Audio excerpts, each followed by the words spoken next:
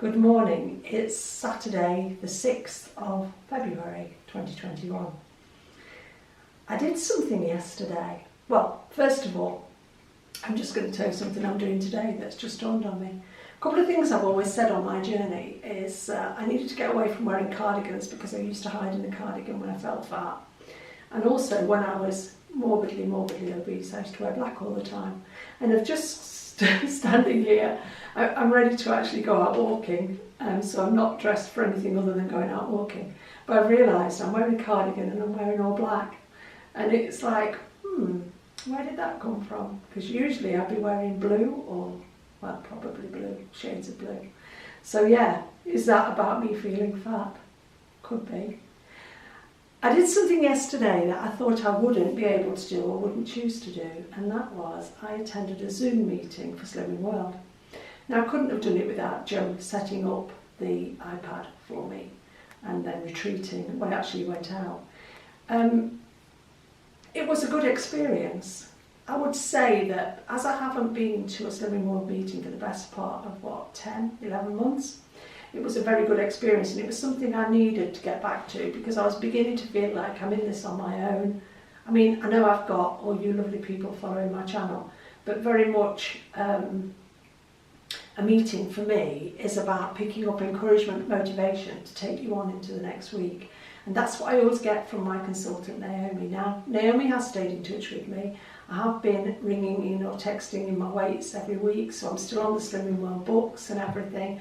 I buy 12-week countdowns and I stick with the plan, and you know, I'm still very much a Slimming Worlder.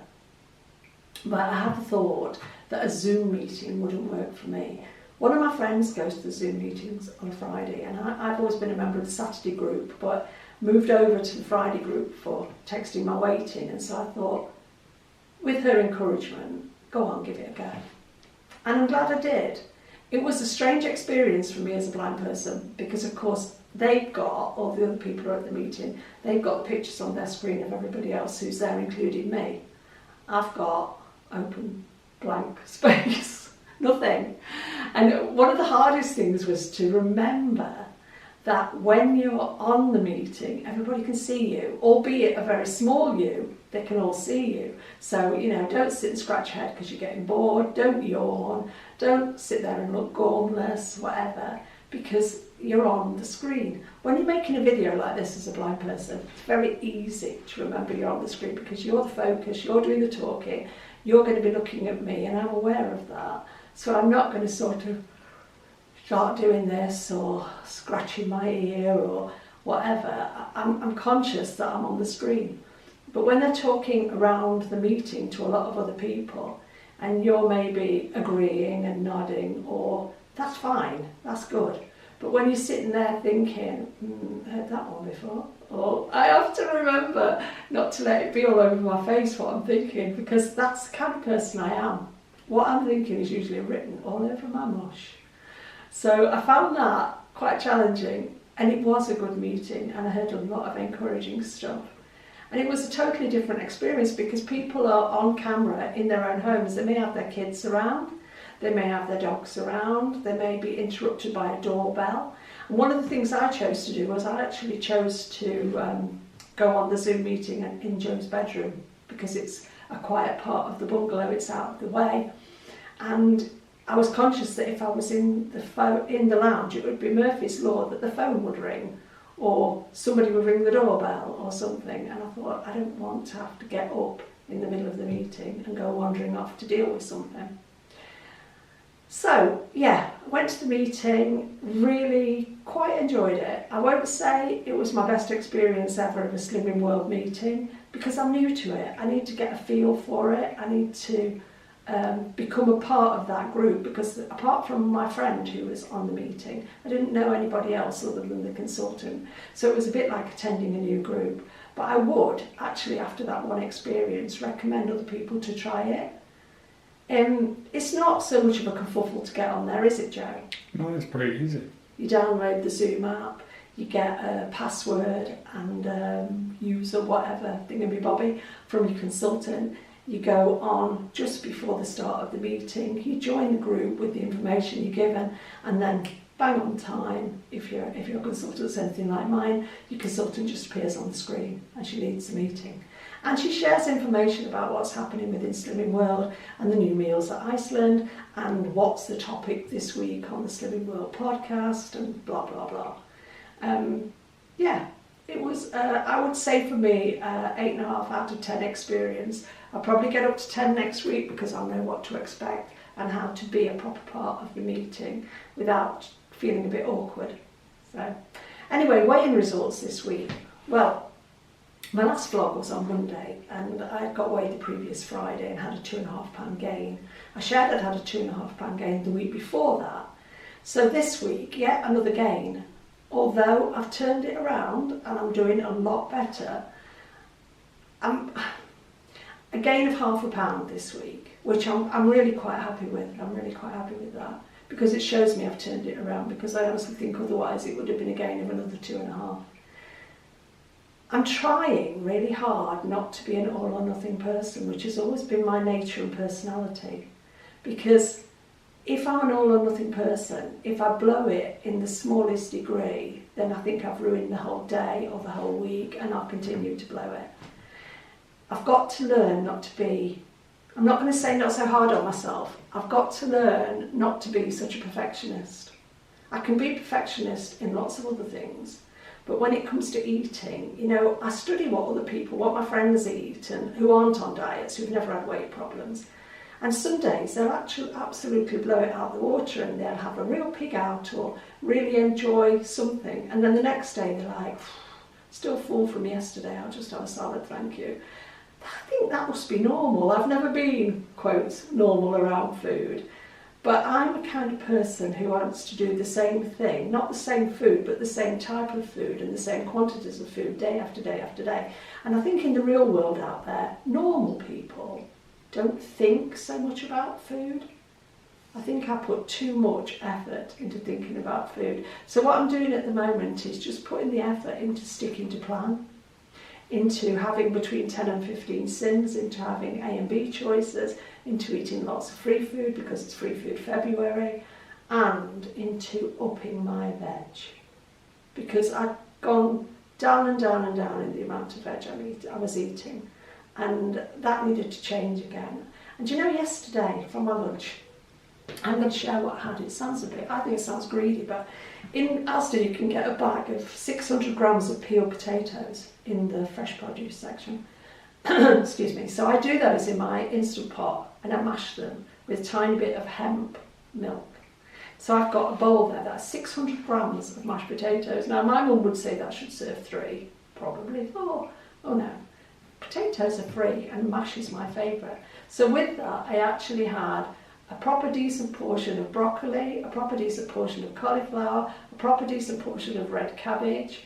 I poured a tin of Heinz 5 beans, hot Heinz 5 beans over it to make it a bit saucy and moist, and I had 3 1.5 sin each corn sausages.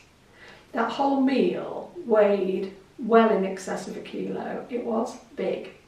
Oh, I'll put some garlic on top. It was absolutely delicious. It was comfort food in a hot bowl, and it was filling and satisfying, and it did not feel at all like diet food. 4.5 sins for a massive meal like that, and I really thoroughly enjoyed it. And for me, that's the way I need to eat, because I don't want to become fearful of food. Been down that road too many times, I'm not going there again. So £0.5 pound on this week. We'll see where next Friday takes me. Right, I had a comment on a video, and I don't know if it was last week or the week before. Excuse me, I'm turning back on a bit. Yeah, I don't know if it was last week or the week before. I had a comment, I think it was last week, from a lovely lady called Amanda. And I was talking about, you know, things being hard and everything, and she gave me this quote. Can you read that, John Cameron? Is it clear? I can zoom in on it. Zoom in on it. Mm-hmm. Yeah, tell me when you're in. Slowly. Now, I don't think there's any easy way to lose weight. I think you can have a honeymoon period on a plan. I had a honeymoon period when I first came to Slimming World nearly 6 years ago as a vegan. I had a honeymoon period and it was great. And then I started to find I was restricting because I was sticking to the same foods over and over and over again. I think you can have a honeymoon period on calorie counting and it can seem so easy. But then after 4 or 5 weeks, 6 weeks, 2 months, whatever of it, you think, oh my God, I can't bother to count that, I can't bother to count that. You know, especially when you hear people who are counting 100 grams of spinach and talking about counting salt and pepper and herbs, it gets daft. You kind of get to the stage where that honeymoon period waxes and wanes and you think to yourself, I know it now, I can carry on. Now, I've been dieting on and off since I was 19, I'm now 64. I've never, ever, ever found it easy. But for me, Slimming World is simple. Only when I stick to it. It's really simple. But I must have been talking about things being hard and that, and the lovely Amanda, and you can read this in the comments on the last video, sent me this quote. So, being fat is hard. It is very hard being morbidly obese, being 22 stone like I was, exceedingly hard. Being on a diet is hard because, you know, you've got to motivate yourself, you've got to find the initiative to stick to it. Maintaining, when you've done all that dieting, you think you've cracked it, you've got to target, maintaining is hard. Now for me, out of those 3 things, which has been the hardest? I would put being fat at the top. Is hard, very hard, because I realised once I wasn't fat how hard I made my own life. I would put maintaining as second hardest, because maintaining as opposed to dieting is bloody hard. I would put being on a diet is hard in 3rd place, because being on a diet is hard, but you've got incentive to lose weight because you've got a period in your life where you're looking forward to an event or you're just looking forward to being healthier. So you've got more incentive. I think that makes the difference, having the incentive. So it says pick your hard.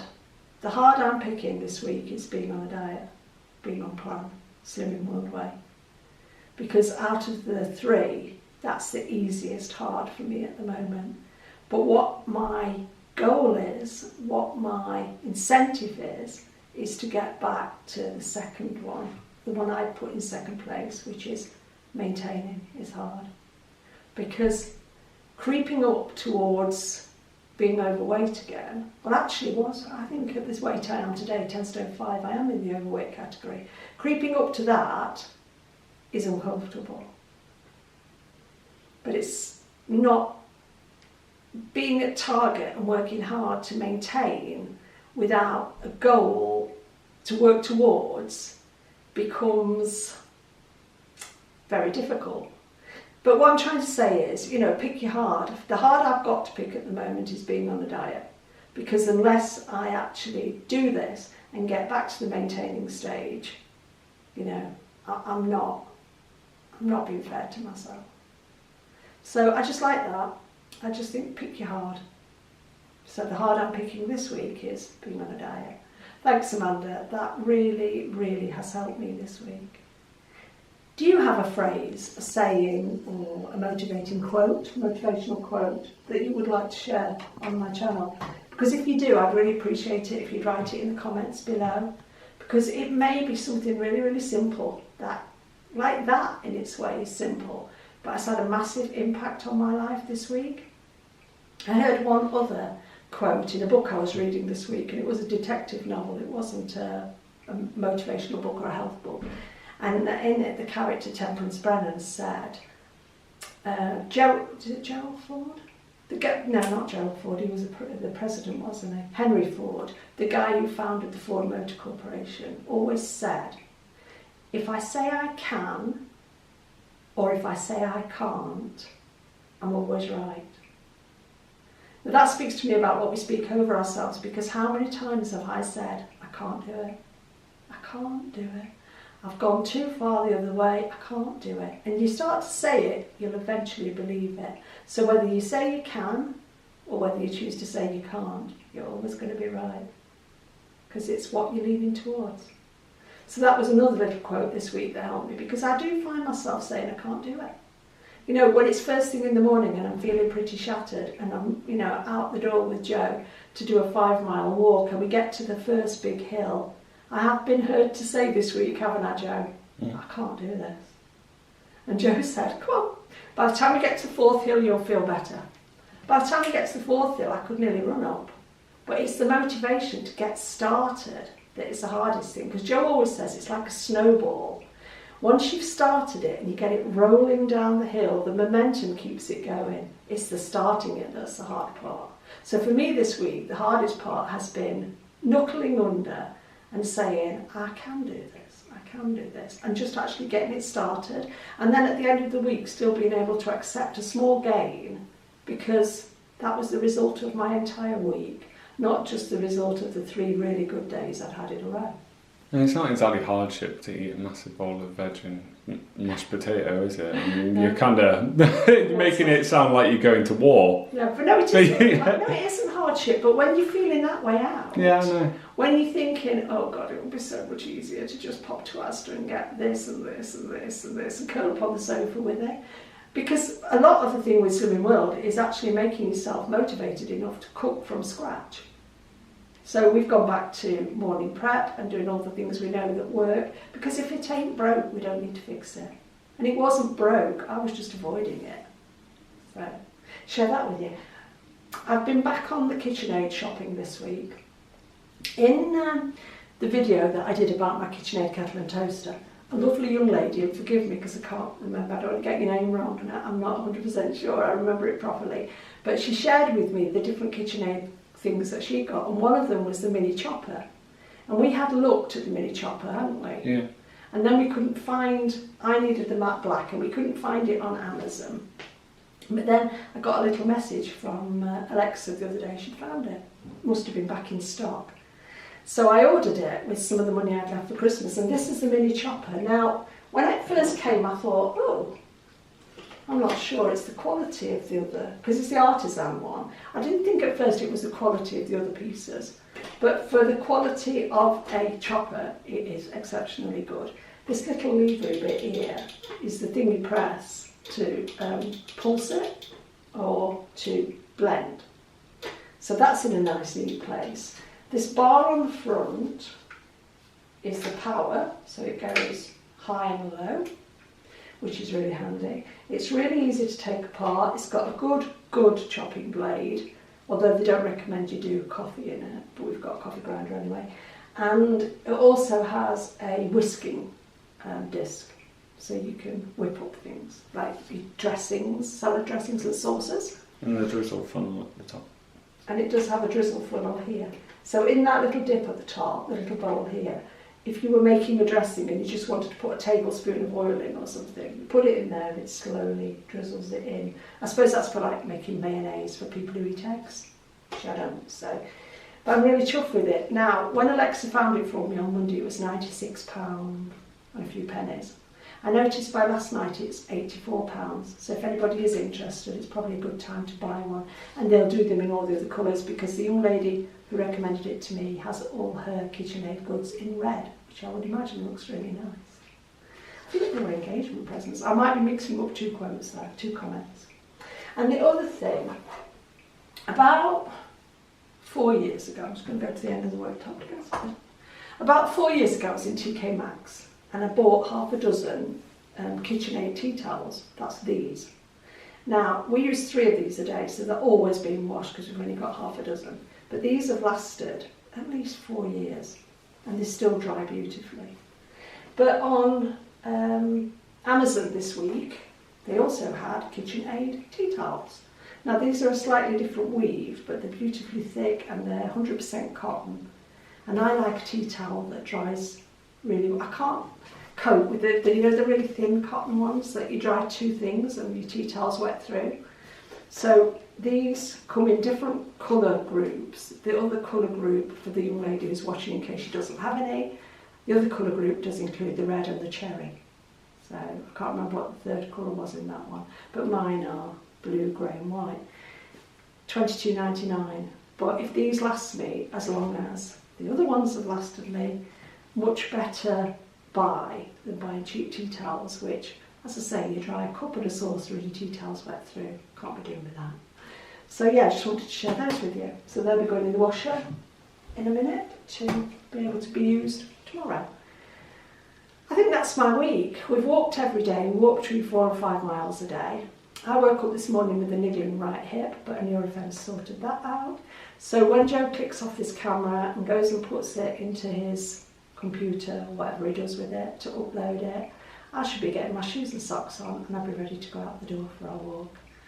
Stay safe, everybody. Have a good week and pick your hard. Consider what the hard things are in your life and pick which one you're going to focus on this week.